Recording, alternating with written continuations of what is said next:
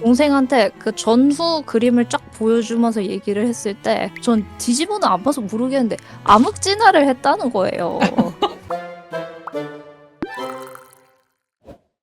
아무리 노력해도 그림이 반짝반짝하지 않아서 고민입니다.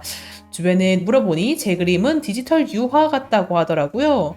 팔리는 그림은 아니라는 대답만 돌아와서 이 부분을 개선해보고 싶습니다. 제가 말하는 반짝반짝함이라는 거는 잘게 쪼개서 섬세하게 빗 묘사를 하는 걸 포함해서 그리는 사람의 마음에서 좋아하는 부분을 그릴 때 취향이 드러나게 그리는 그런 반짝반짝함도 포함합니다. 문제는 제가 좋아하는 장르가 없다는 것입니다. 저는 서사만 봐요. 시각적 아름다움보다 이야기에 감동하는 스타일이라 그걸 그림으로 표현하기가 너무 어렵습니다. 그래서 그림이 충격적으로 밋밋해요. 보통 가족이나 아니면은 그림을 그리지 않는 친구들한테 물어보게 되는데요. 디지털 유화라는 말이 동생의 입에서 나왔죠. 본인은 어떻게 그래가지고 생각해요? 그 얘기를 듣고 약간 쇼크에 빠졌죠. 왜냐하면 그 얘기를 들었던 게 검은 피부 남캐 그림인데 그거는 제가 생각해도 약간 유화 삘인 게 맞는 것 같아서 동생한테 그 전후 그림을 쫙 보여주면서 얘기를 했을 때 전 뒤집어는 안 봐서 모르겠는데 암흑진화를 했다는 거예요. 남들이 디지털 유화 같다, 팔리는 그림은 아니다 라고 주변에서 얘기했다고 했잖아요. 근데 이게 두 개가 동의어가 아니거든요. 유화 같은 거라고 해서 안 팔리는 건 아니야. 유화도 잘 네. 그리면은 팔려. 같은 연결선에 있지 않아요. 그러니까 이거는 그냥 객관적 사실이고 이거는 이제 그러니까 판단이고 이걸 본인이 좀 분리할 필요가 있어요. 그러니까 혹시 네. 그림체를 바꿔야 되나 이런 생각으로 그걸 빠질까봐 그거는 아니다라는 얘기를 먼저 확실히 하고 가고 네, 싶고요. 감사합니다. 근데 자기가 좋아하는 장르가 없다고 느꼈다고 했는데 이거 팬아트 아닌가요? 그거는 그 공모전용으로 그렸던 거여서 근데 이것도 팬아트 아닌가요? 그거는 제 자켓입니다. 자켓 좋아하네 그러면은. 그런데 저는 이제 서사만 봐요. 시각적 아름다움보다 이야기에 감동한 스타일이라 그걸 그림으로 표현하기 어렵습니다. 라고 이야기를 하셨는데 자 그러면은 주로 소비하는 것들이 주로 어떤 거길래 그래요? 저는 주로 웹소설 쪽으로 소비를 해. 그림 그리시는 분들 중에 이렇게 막 소설을 좋아하시는 분들도 꽤 있어요. 이런 분들의 특징이 너무 많이 상상력 안에서 감각을 세우기 때문에 시각적 현실적 감각에는 굉장히 무뎌가지고 그 정보를 인풋을 못하는 사람이 많아. 예를 들면 이런 거라 보면 돼요. 영화를 볼 때 주인공 얼굴 나중에 기억 하나도 안 나.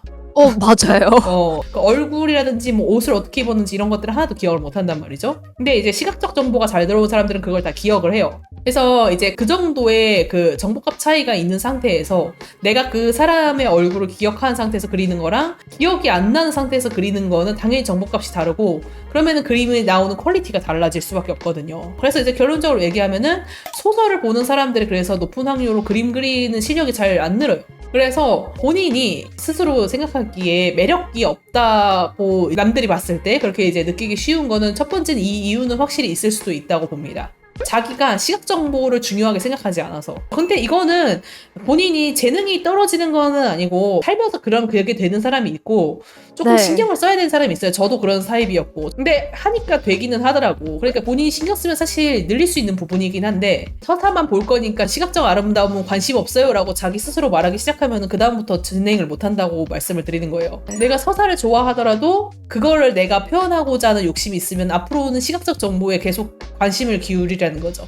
계속 보고 느끼고 그런 과정이 없으면은 그 다음 단계로 넘어갈 수가 없어요 우리가. 또 한편으로는 그런 거가 있는 거야. 자기가 서사만 본다고 했잖아요. 아까 제가 서사만 보는 느낌의 특징에 대해서 얘기했죠. 본인이 느낌만 가지고 있다고. 그래서 아마 그림을 그리는 과정에서도 그 느낌을 내 안에서 재현하는 게 목표였을 거야. 그런 마음으로 그림을 그렸기 때문에 보는 사람 입장에서는 그 느낌을 전달받을 메시지가 모자라는 거예요. 일기랑 똑같은 거예요. 남한테 보여주기 위한 그림을 그린 적이 있죠. 가끔은 그럴 때는 좀 더 신경 쓰는 것들이 더 있잖아요. 그렇죠?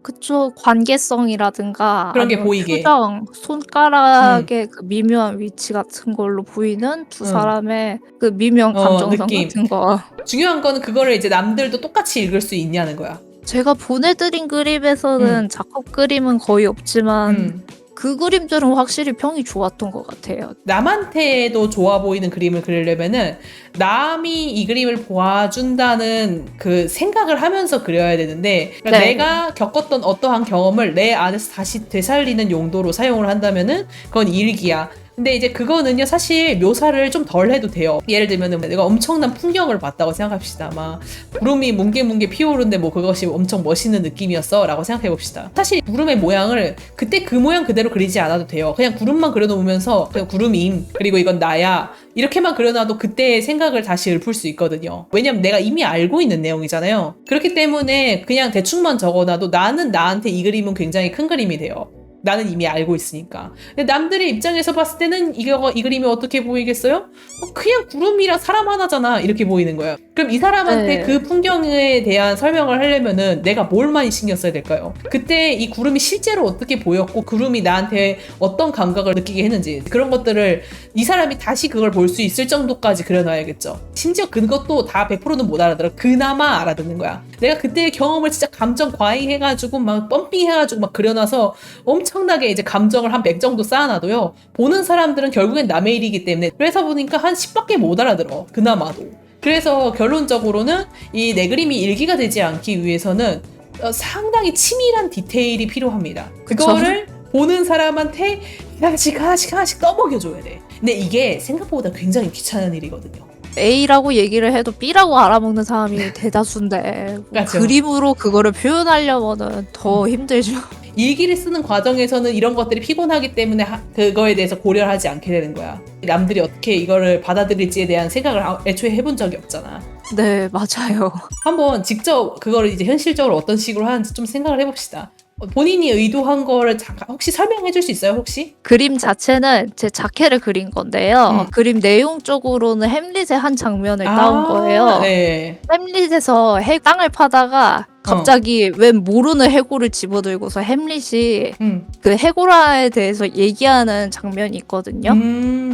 그래가지고 그 장면에서 보여주는 거는 햄릿의 광기, 그 복수심, 약간 허망함, 그런 부분들이 이 캐릭터에 대한 부분이랑 되게 비슷하다고 느껴서 그 부분을 차용해서 그렸고요. 근데 이제 그리는 과정에서 해골을 잘 못 그렸고, 일단 눈이 마주보는 것처럼 그렸어야 됐는데 그냥 볼에 대고 있는 것처럼 맞아요. 그려졌어서 그 다음에는 이 캐릭터가 가진 고뇌를 표현하고 싶었는데 그 부분에서도 이제 2차적으로 실패. 내가 그러면은 그 내용을 바탕으로 제가 얘기를 조금 드리자면은 요점을 한 문장으로 정리를 해봅시다. 원래 본인이 남한테 전달했어야 되는 내용이 뭘까요? 예를 들면 이런 거겠죠. 해골과 대화를 나누며 비통함에 빠진 주인공? 자, 이렇게 정리해놓고 한번 봅시다. 그러면은요, 그 내용을 표현하기 위해서 본인이 얘기한 것처럼 해골이 온전히 해골처럼 보였어야 돼요. 좀 더. 왜냐면은 이게 해골이라는 건 알긴 하겠어요. 근데 비통하고 굉장히 슬플 수 있는 상황이면은 이 해골이 이렇게 귀엽게 생기면 안 되는 거잖아요. 그 해골이 귀여워 보인다는 그 피드백은 난생 처음 받아봐요. 원래 해골을 실제로 제대로 그렸으면은 그 특유의 약간 꺼림칙함이 있단 말이야. 그게 안 느껴진다는 거죠. 해골을 보는 순간 다가오는 그런 수많은 정보들이 있잖아요. 그게 안 느껴진다고. 일단 해골에서 우리가 얻어올 수 있는 아주 좋은 정보값들이 있었잖아요. 근데 본인이 정확하게 그리지 않았기 때문에 그걸 다 버리고 온 거예요. 그럼 남들한테 이 감각을 전달하는데 실패한 거예요. 해골이라는 정보를 전달은 할 수 있었는데 나머지를 전달하는데 실패한 거예요. 그리고 이제 자기가 얘기한 것처럼 이제 원래는 얘 둘이 눈을 마주치고 있는 느낌이 들어있어야 되는데 안 난 거죠. 그러면 이제 본인이 얘기한 것처럼 서로 눈을 마주치고 대화하는 것 같은 느낌을 전달하는데도 실패한 거야. 그리고 이제 표정도 슬픈 건지 뭔지 잘 모르겠는 표정이에요. 해석하기 되게 힘들어요. 근데 이제 내가 슬픈 느낌인 것 같다라고 얘기한 거는 포즈를 봤을 때 죽은 사람한테 볼을 대고 있다라는 이미지까지 전달이 됐기 때문에 그러면 상황적으로 슬픈 게 아닐까라고 유추를 한 거예요. 유추를. 근데 이제 감정적으로는 와닿지 않았죠. 솔직히. 그러니까 표정이 구체적이지 않았기 때문에 다시 한번 정보 전달에 실패한 거예요. 자, 일단은 제가 이렇게 세부적으로 해석을 해드리긴 했는데 실제로는 이런 식으로 다들 해석하지 않고요. 이게 한 몇 초 만에 일어나요. 이 모든 과정이. 자, 그럼 결론적으로 이 그림을 봤을 때 어떻게 느끼겠어요? 누군지 모르겠는데 왜 그런지 모르겠는데 그냥 좀 슬퍼하는 그림인가? 이거 슬퍼하는 그림이네도 아니야. 그림인가?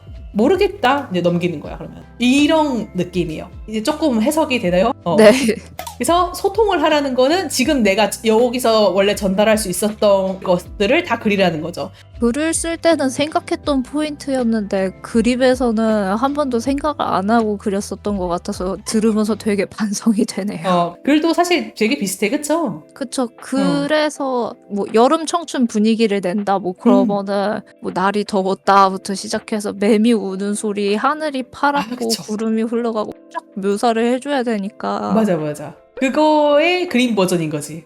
똑같아요, 네. 맞아요. 근데 이제 그거를 이제 글 쓰는 분들이 이제 그림 그릴 때 잘못할 수 있는 거는 뭐 매미가 울고 더웠다 이런 거를 정보값으로만 전달하려고 하는 경우가 있는데, 그러니까 매미를 실제로 그려 넣는다는 거 이런 거 얘기하는 거죠. 근데 이제 그거는 의외로 시각적 정보에 도움이 안 될 수도 있다는 거예요. 우리가 매미를 보자마자 갑자기 더위를 느끼진 않잖아.